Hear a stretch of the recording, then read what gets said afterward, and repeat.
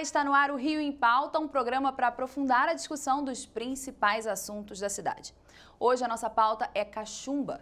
Entre janeiro e agosto deste ano foram registrados aproximadamente 2.200 casos da doença no estado, mais do que o total de notificações em 2018. A cachumba é uma infecção viral aguda e contagiosa e ela preocupa as autoridades do estado. De acordo com a Secretaria Estadual de Saúde, o Rio de Janeiro, nos 8 primeiros meses desse ano, registrou um aumento de 130% nas notificações quando comparado ao mesmo período do ano passado. Só nesse ano foram registrados, de janeiro a agosto, 2.185 casos de cachumba. Em 2017 foram 1.015 e em 2018, 948 casos. A última morte foi registrada em agosto de 2017. Apesar dos números, a Secretaria Estadual de Saúde diz que não há surto da doença no estado e que a imunização faz parte do calendário nacional de vacinação, que está disponível nos hospitais públicos. Aqui comigo no estúdio está o Alexandre Chiep, ele que é médico da Secretaria de Saúde do Estado do Rio de Janeiro. Obrigada, Chiep, pela sua vinda aqui com a gente. Vamos começar esclarecendo os sintomas e as formas de transmissão da cachumba. A cachumba é uma doença viral, chamada daquelas doenças comuns da infância. É uma doença que tem transmissão de pessoa a pessoa, então uma pessoa infectada através de gotículas contaminadas pode transmitir para outra pessoa. E geralmente, como toda doença infecciosa, ela começa com um quadro de febre. E esse quadro de febre depois evolui para a parte mais característica da cachumba, que é o acometimento das glândulas parótidas, quando a pessoa fica com essa parte do rosto inchada. Geralmente uma doença autolimitada, isso é, a pessoa cura espontaneamente sem precisar de nenhum tratamento específico. Em raros casos pode haver complicação da cachumba, como a orquite, que é a inflamação dos testículos, e eventualmente até encefalite, que é o acometimento do cérebro. Não são complicações comuns, mas obviamente quando numa alta transmissão isso pode acontecer.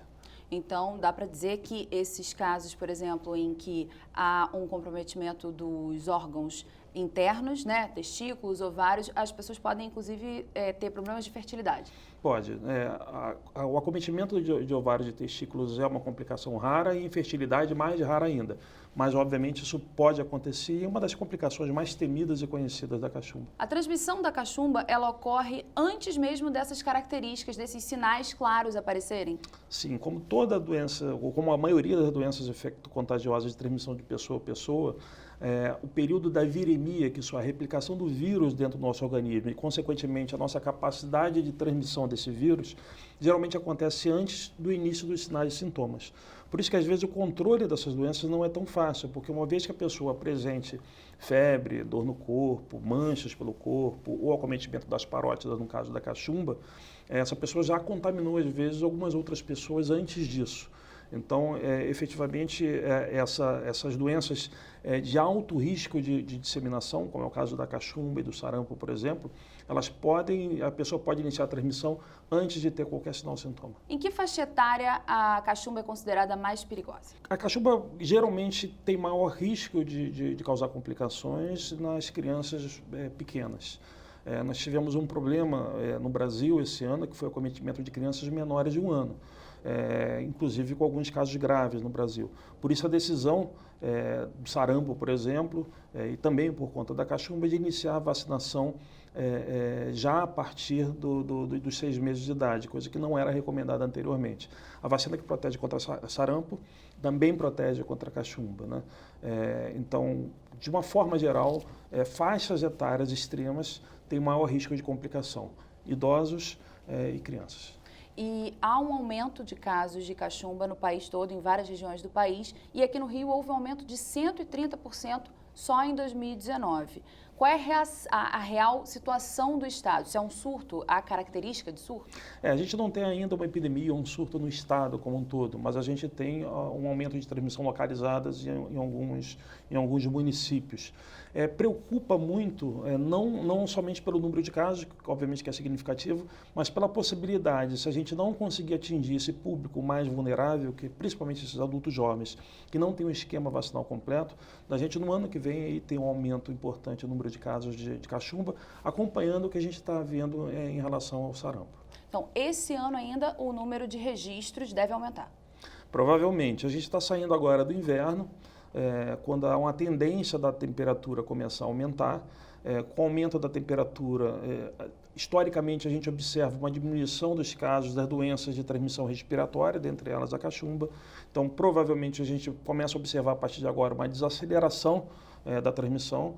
A gente não vai ter a ocorrência de casos dia a dia, como a gente estava observando nas semanas anteriores, mas como a gente está falando de número de casos acumulados, a tendência é que até o final do ano esses números ainda aumentem.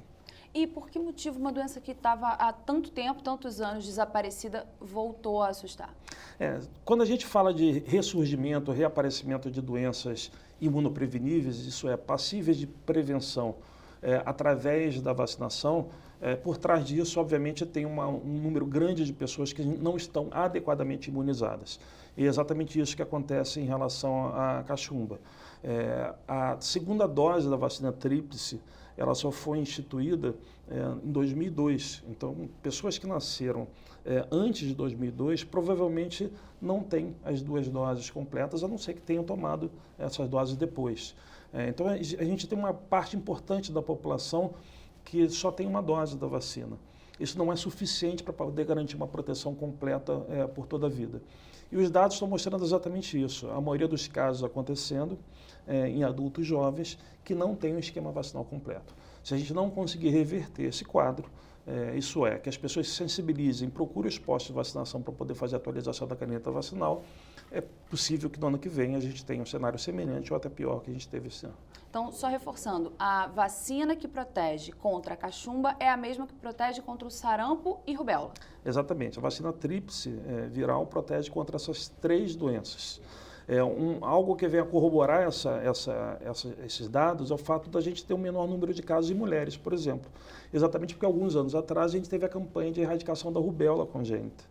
Então, mulheres de idade fértil naquela época foram vacinadas. Quando elas foram vacinadas para rubéola, também adquiriram proteção contra a cachumba e, consequentemente, sarampo.